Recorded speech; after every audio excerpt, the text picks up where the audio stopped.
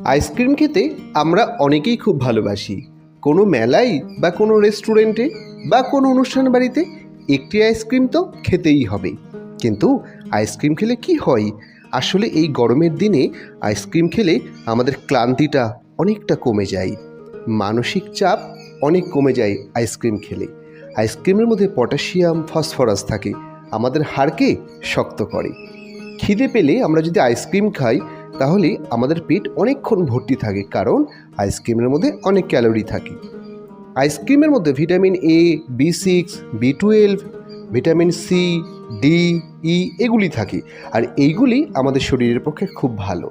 তবে হ্যাঁ, আইসক্রিম খেতে হবে পরিমিত। বেশি আইসক্রিম খেলে ওজন বাড়তে পারে, এই দিকে খেয়াল রেখে আইসক্রিম খেলে কোনো সমস্যা নেই। ভালো লাগলে প্লিজ আমাদের লাইক ও সাবস্ক্রাইব করে আমাদের পাশে থাকবেন। ধন্যবাদ বন্ধু।